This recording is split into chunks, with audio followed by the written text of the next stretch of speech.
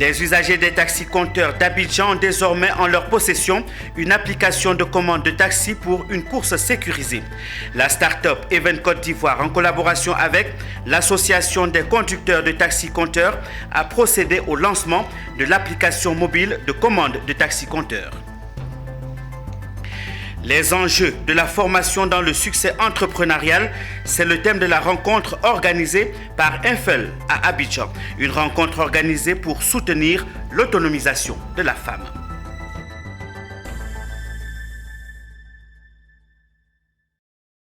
Madame, Monsieur, c'est toujours un réel plaisir de vous retrouver sur les antennes de Business 24 les week-ends pour dérouler toute l'actualité sur la télé utile. Bienvenue à tous.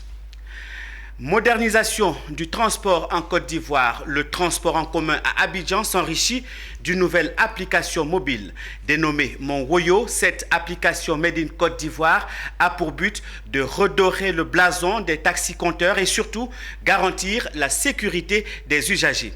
Cette application a été présentée au cours d'une conférence de presse le 17 mars à Abidjan. Reportage Philippe Zabo et Marius Serré. Elle est arrivée, serait-on tenté de dire. Elle, c'est Mon Woyo, la plateforme des taxis-compteurs d'Abidjan. Une application mise au point pour combler le retard accusé par les taxis-compteurs en matière de digitalisation et pour redonner confiance aux usagers. Nous constatons beaucoup de choses aujourd'hui. Pour apprêter un taxi-compteur, d'autres clients demandent d'ouvrir le coffre arrière parce qu'ils ne sont pas en sécurité. Donc il était très important pour nous, en tant que le responsable de l'association des conducteurs de taxi-compteurs, pouvoir rassurer la population, pour leur montrer que nous aussi, nous sommes prêts pour aller vers la digitalisation. Aujourd'hui, il y a les caméras, des vidéos de surveillance dans tout le district d'Abidjan. Tous ceux qui seront là pour salir l'image des taxis-compteurs, je pense que les preuves sont là. Avec cette telle application, nous allons relever le défi. Au cours de cette conférence de presse, les avantages de Mon Woyo ont été présentés. Alors, Mon Woyo est une application, comme vous avez pu le voir lors de la présentation, qui a pour but d'apporter une solution et une réponse assez pragmatique aux défis de la sécurité. Alors, en ce qui concerne les garanties que Mon Woyo offre à l'utilisateur en matière de sécurité, il y a dans un premier temps une identification formelle des conducteurs qui font partie du programme. Il y a diverses options telles que la possibilité d'envoyer les détails de la course à votre contact de confiance. Il y a la photo de profil lors de l'identification des conducteurs qui est utilisée en profil pour identifier chaque conducteur qui doit recevoir une course. Donc cela permet aux clients de pouvoir s'assurer que le conducteur qui vient effectuer la course est bien celui qui est identifié dans le programme. Les chauffeurs de taxi présents à la conférence de presse, avec à leur tête leurs responsables, étaient tous satisfaits de l'application Mon Woyo. Pour nous, propriétaires de taxis-compteurs, c'est une bonne initiative parce qu'aujourd'hui, la philosophie du taxi-compteur a changé depuis plusieurs décennies. Au début, on avait affaire à des propriétaires de taxis-compteurs qui avaient une gestion de leur matériel et de leurs avoirs, et que je pourrais dire une gestion domestique. Aujourd'hui, le propriétaire de taxi-compteur est devenu un businessman. Et un businessman, il évolue dans un environnement où il doit être au courant de l'évolution de cet environnement. Et aujourd'hui, les technologies de l'information et de la communication offrent aux propriétaires de taxi-compteurs nouveaux, c'est-à-dire aux businessmen, toute la portée et les informations, les outils qu'il faut pour maîtriser, rentabiliser et pérenniser son activité. L'application Mon Woyo est disponible sur App Store et Google Play. Le projet pilote de lancement durera 6 mois. Poursuivons avec une page agriculture, une connaissance insuffisante des bonnes pratiques agricoles, notamment phytosanitaires, induisant des effets nocifs sur l'environnement et la santé humaine est le combat que mène depuis 2014 Bayer WC à travers son programme dénommé Moyer. Il a réuni le jeudi 17 mars à Abidjan les PCA, des coopératives, les structures de certification et partenaires pour leur présenter sa nouvelle offre 2022. Voyons tout cela dans ce reportage commenté par Mondésir Nascimento. Sivanto Énergie et Serenade Asso sont les deux produits phytosanitaires qui ont été présentés aux différents acteurs de la filière cacao ce jour. Le premier, Sivanto Énergie, est un nouvel insecticide doté de propriétés systémiques, d'une gamme d'avantages importants et d'un large spectre d'efficacité contre les insectes. Le second produit, Serenade Ado, peut être utilisé avec d'autres fongicides pour aider à prévenir le développement de la résistance aux fongicides. Il est aussi un biofongicide préventif et lutte contre les pourritures brunes de cacaoyer. 2 produits qui agissent sur la productivité du cacao, une solution intégrée de Bayer pour la durabilité et la culture du cacao. Un programme, donc c'est le programme Moyer. Et il y a différents volets dans ce programme. Il y a la fourniture effectivement des produits, mais il y a également des mesures d'accompagnement, par exemple de formation, par exemple de bonne utilisation de nos produits, de respect des conditions environnementales. Donc c'est pas simplement fournir des produits, mais c'est également accompagner l'agriculteur. Une innovation qui prend en compte la traçabilité des produits phytosanitaires utilisés dans les plantations. On a réuni une bonne trentaine de coopératives pour leur présenter des innovations Bayer. Donc déjà le projet Moyer dans lequel elles participent depuis plus de 6 ans. Et ensuite l'innovation telle que le track and trace qui est un outil de traçabilité des produits phytosanitaires. Et aussi tout ce qui est produit de diversification des cultures au niveau des femmes dans le cacao. L'argent est le nerf de la guerre. Le produit prend en compte également le financement. On est très heureux d'avoir été sélectionné par Bayer pour faire, je dirais, le lien financier dans leur programme Moyer, qui est un programme d'accompagnement des producteurs agricoles dans l'acquisition de semences, de fertilisants, plus globalement d'intrants de qualité pour augmenter le rendement de leurs terres. Ces échanges ont permis aux parties prenantes de ce programme de revoir leurs ambitions à la hausse concernant les achats des produits phytosanitaires proposés par Bayer. Nous retenons que la société Bayer innove toujours. Elle apporte des solutions d'abord pour la santé, pour l'environnement.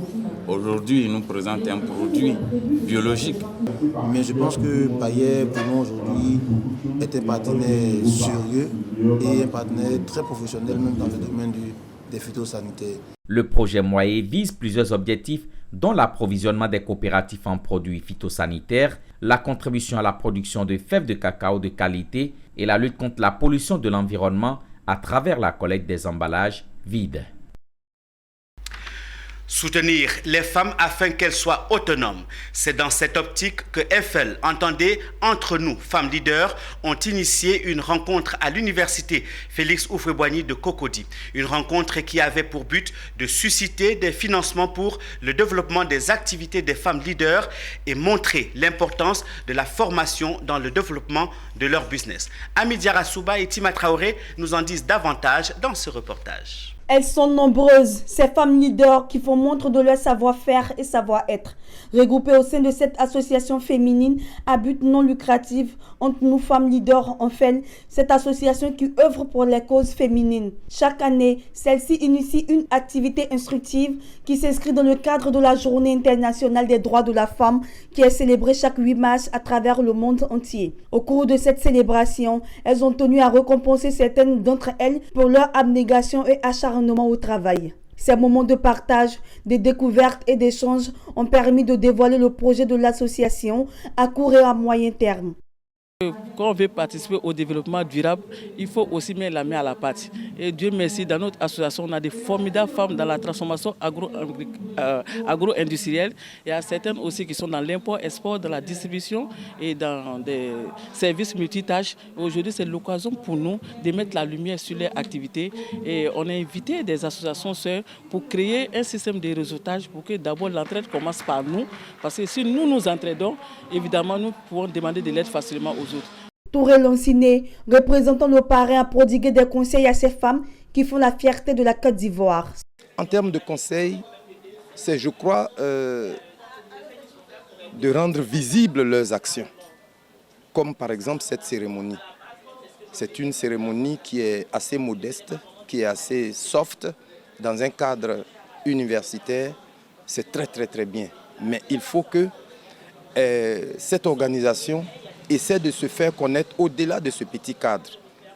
Parce que beaucoup de personnes ne savent pas l'existence de Entre nous femmes leaders. Le simple fait d'entendre Entre nous femmes leaders, ça doit sonner dans la tête et dans les oreilles de chacun comme étant un mouvement vraiment de conscientisation, un mouvement d'engagement et de libération, d'autonomisation de la femme.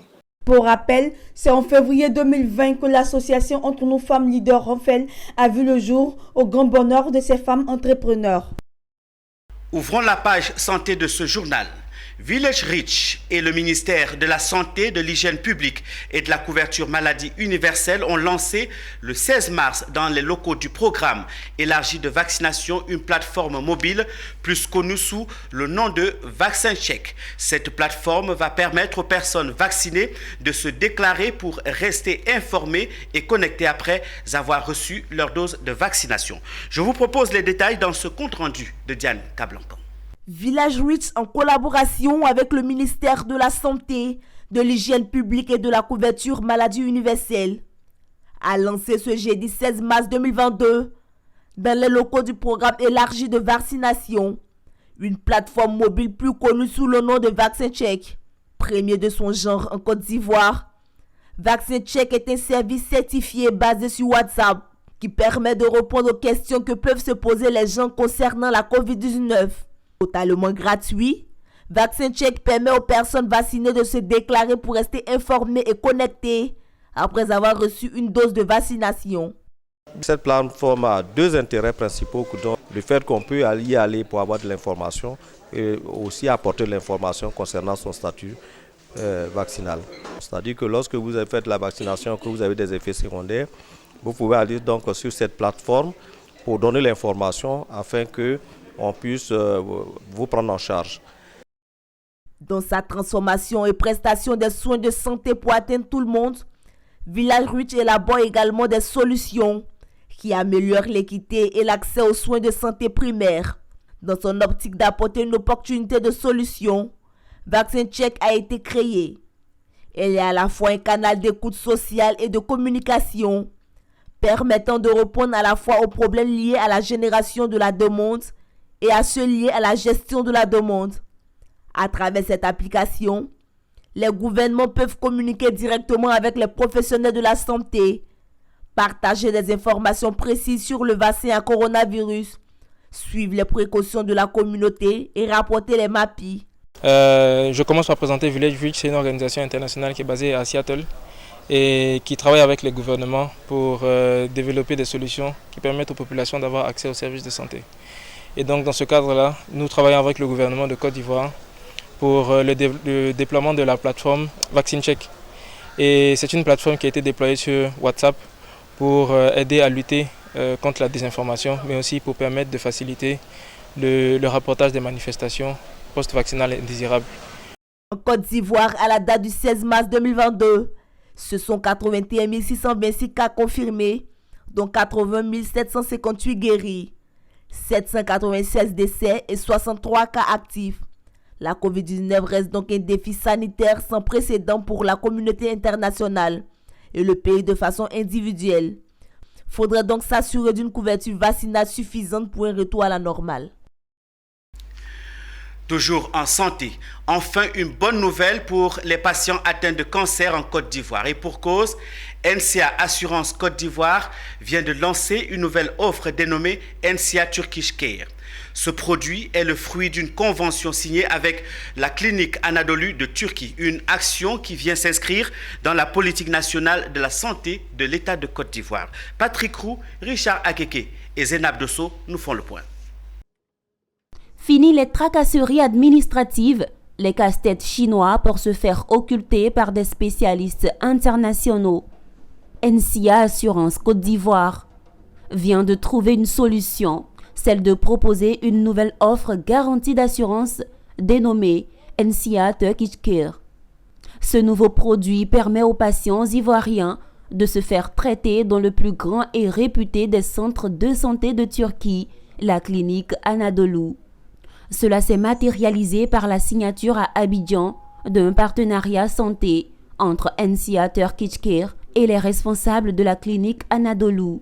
Son expertise, son plateau technique, ses prises en charge de cancers innovants et ses interventions chirurgicales de tumeurs réalisées en ambulatoire, ce sont autant d'atouts qui ont poussé les responsables de NCA Assurance Côte d'Ivoire de convoler en juste noces avec la clinique Istanbul-Yacht. Il faut retenir qu'aujourd'hui, NCA Assurance donne la possibilité à tout le monde de pouvoir bénéficier de soins de pointe à coût compétitif. Selon la directrice générale de NCA Assurance Côte d'Ivoire, les assurés devront soit contracter un contrat d'assurance, soit souscrire au tout nouveau produit NCA Turkish Care.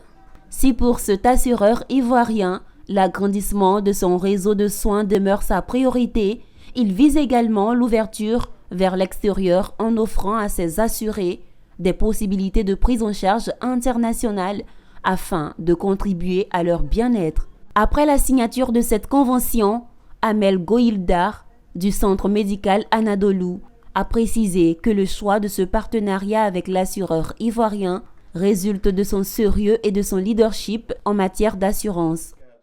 Nous recevons beaucoup de compagnies d'assurance, mais il est primordial de choisir une compagnie qui a pratiquement les mêmes critères que notre hôpital. Les patients assurés de NCA Assurance Côte d'Ivoire pourront recevoir des soins en sciences oncologiques, entre autres radiologie, diagnostic et médecine nucléaire, services de pathologie, radio-oncologie, oncologie médicale et oncologie chirurgicale. Poursuivons cette actualité dans la région du Bélier qui a désormais son schéma d'aménagement et de développement pour les 20 prochaines années. Entamé depuis septembre 2021, les travaux d'élaboration de ce document stratégique ont pris fin ce 15 mars par l'adoption du contenu. Ce schéma d'aménagement et de développement permettra d'assurer une répartition équitable des richesses. Élaboré par le Conseil régional, le SRAT, Schéma régional d'aménagement et de développement du territoire, sera la boussole de la région du Bélier pour la période 2021-2041. Ce document contient les orientations régionales en matière d'équipement, de transport, de services d'intérêt général et de développement. Selon Nguessan Roger, responsable de Afrique Urba, cabinet ayant conduit les travaux, le SRAT comprend 5 axes majeurs. Il y a d'abord l'axe 1 qui est soutenir un développement respectueux de l'environnement et la valorisation des ressources naturelles territoriales. Il y a l'axe stratégique aussi 2 qui concerne l'amélioration du cadre de vie et de la qualité de vie des populations. Il y a l'axe stratégique 3 qui concerne le renforcement de la compétitivité et de l'attractivité de la région. Le SRAT vise à réduire les inégalités dans la région du Bélier à travers une meilleure répartition des richesses en phase avec le plan national de développement. Une satisfaction pour le président du conseil régional de voir ce document adopté.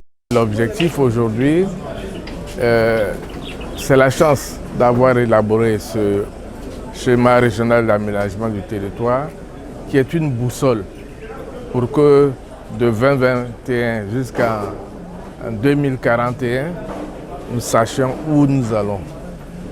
Tant il est vrai qu'on ne peut pas aller quelque part si on ne sait pas où on va, comment y aller, avec qui y aller, avec quoi y aller. Et donc c'est l'objectif que nous voulons atteindre ici aujourd'hui. Le SRAT est le fruit d'un travail minutieux. Ce sont les enquêtes, les entretiens, le recueil et le tri d'informations qui ont meublé l'agenda des rédacteurs de ce document depuis le 29 septembre 2021. Autant de travaux qui ont conduit à un diagnostic territorial et à la validation des résultats consignés dans ces documents. Mali, les autorités ont engagé une procédure de suspension de la diffusion de France 24 et de RFI. Est-ce une suite logique des tensions entre Paris et Bamako ou c'est un autre front que la junte militaire est en train d'ouvrir, cette fois contre les médias? La question a été posée par Issa Badini. C'est l'heure, et vous l'avez compris, de la chronique de Business 24.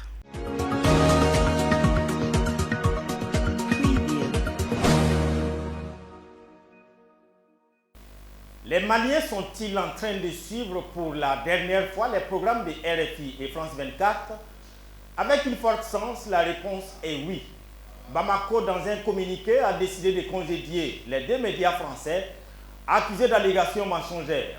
Sommes-nous en train d'assister là la suite du feuilleton de la guerre entre l'Élysée et le palais Kourouba, ou bien c'est tout simplement une autre guerre, celle contre les médias? Si c'est le cas, cela confirmerait la thèse qui voudrait que chaque fois quand un régime militaire ou civil est en difficulté, son premier souffre-douleur, ce sont les médias. Ça a été le cas en RDC sous Kabila Junior, en Côte d'Ivoire sous Laurent Gbagbo, la Guinée du temps de Dadis Camara, la Gambie de Yaya Jammeh.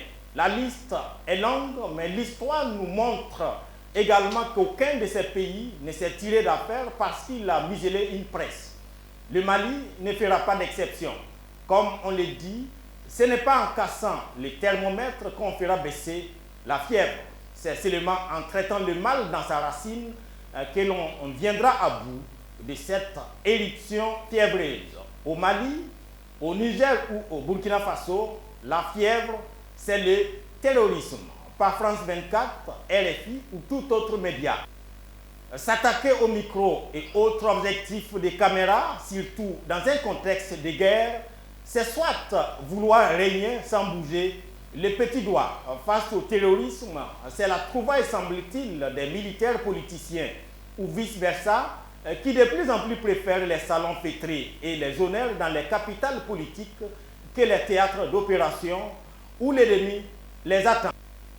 Ou bien l'autre thèse, c'est que les quelques rares boys que l'on a traînés dans la fournaise ont fait pire que les terroristes et que ce pire-là doit rester entre quatre murs, voire dans les cahiers du secret défense. Dans tous les cas, c'est un recul net de la liberté d'expression, pour ne pas dire le recul tout court du droit à l'information. Et là aussi, nous sommes dans ce cas de figure qui confirme la règle que les militaires sont allergiques à l'information plurielle. Au Burkina Faso voisin, où les militaires font la pluie et le beau temps, la méfiance des hommes forts face aux médias se fait déjà sentir.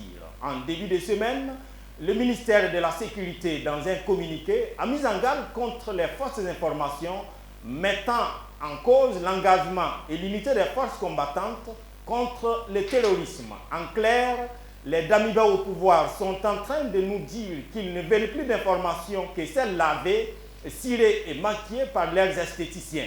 C'est tout. Mais c'est plus facile à dire qu'à faire. Dans un monde hyper connecté, faire la guerre, ce qu'on attend des militaires, devient plus facile que contrôler l'information. C'est un détail que les militaires, qu'ils soient à Ouagadougou ou à Bamako, n'ont peut-être pas eu de leurs conseillers en communication, adeptes de la démocratie à géométrie variable. Hommage à Ghislaine Dupont et à Claude Verlon, justement de RFI, assassinés le 2 novembre 2013 à Kidal, en terre malienne, sur le chemin de la quête de l'information. Malheur à ceux qui bâillonnent leur peuple, aimait dire Norbert Zongo, un autre journaliste assassiné à l'automne 1998 aux encablures de Ouagadougou, la capitale burkinabé, là aussi, par des militaires. À bientôt. C'est sur cette information, madame, monsieur, que nous mettons fin à ce journal proposé par l'ensemble de la rédaction. Merci surtout de l'avoir suivi. Très bon week-end à tous. Passez un excellent moment en compagnie de nos programmes sur Business 24 qui se poursuivent. Au revoir.